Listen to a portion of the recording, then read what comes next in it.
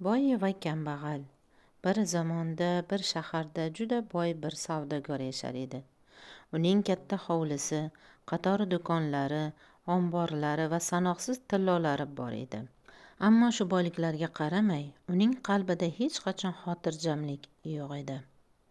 Har kuni tongda uyg'onishi bilan omborini tekshirish, xizmatkorlarini so'roq qilish, hisob-kitob qilish bilan ovora edi. Uning xayolida faqat bitta savol aylanardi. Yana qanday qilib ko'proq boyiyman? Shaharning narigi chekkasida esa kambag'al bir kishi yashar edi.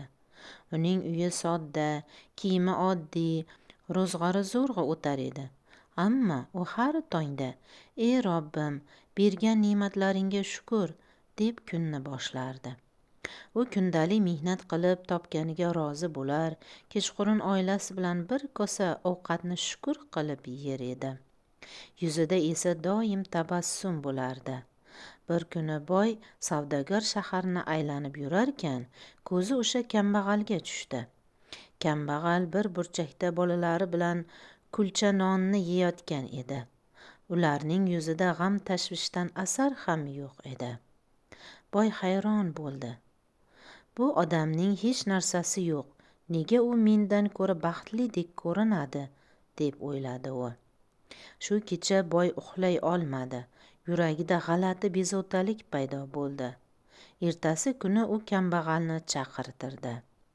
"Ey odam, sening hech narsang yo'q, lekin sen doim kulasan. Bu qanday sir?" dedi boy. Kambag'al muloyimlik bilan javob berdi. "Hazrat, mening hech narsam yo'q deb o'ylaysizmi? Mening sog'lig'im bor, bolalarim bor, bir burda halol nonim bor. Eng muhimi, qalbim tinch", dedi. Boy jiddiy tortib qoldi. "Qalb tinchligi boylikdan ustunmi?" deb so'radi u. Kambag'al javob berdi. "Agar boylik qalbingizni tinch qilmasa, u yuk bo'ladi. Agar kambag'allik shukr bilan bo'lsa, u ne'matga aylanadi", dedi. Bu so'zlar boyning qalbiga o'qdek qadaldi. Bir necha kundan keyin boy kambag'alni sinash uchun qaror qildi. U xizmatkorlarni chaqirib dedi: "Uning uyi eshigi oldiga 100 ta tilla qo'yib kelinglar", dedi. Kambag'al ertalab eshikni ochsa, tillolar yotibdi. Bir lahza hayratda qoldi. Keyin u qo'llarini duoga ochib: "Ey Robbim, bu ham sinovingmi?" U tillolarni olib, yarmini muhtojlarga tarqatdi. Qolgan yarmini esa ehtiyoj uchun saqladi.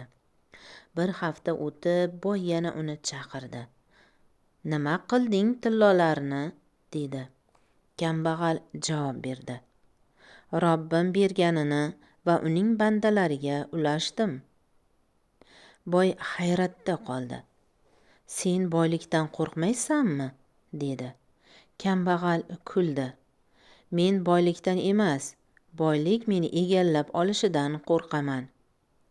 Bu gap boyning yuragini larzaga soldi. Kunlar o'tib, boyning ishlari teskari ketdi. Savdosi yurishmay qoldi. Omborida yong'in chiqdi. Bir qancha mol-mulki yo'qoldi. Uning yuzidagi g'urur o'rniga qo'rquv paydo bo'ldi. Shunda u kambag'alni esladi. Bir kecha u oddiy kiyimida kambag'alning eshigiga bordi.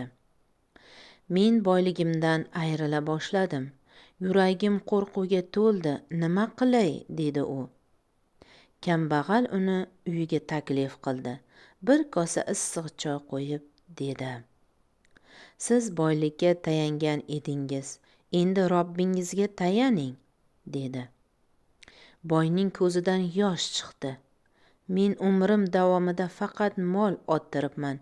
Qalbimni tozalashni o'ylamabman". Kambag'al sekin javob berdi. "Inson qo'li bilan to'plagan narsa bir kun ketadi, ammo qalbga joylangan iymon va shukr qoladi". Shu kecha boy birinchi marta chin dildan duo qildi. Vaqt o'tib, uning ishlari asta-sekin to'g'rilandi.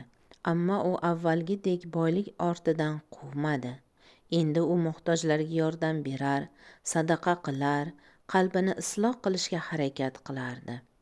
Bir kuni u kambag'alga dedi: "Men sendan boyman deb yurar edim.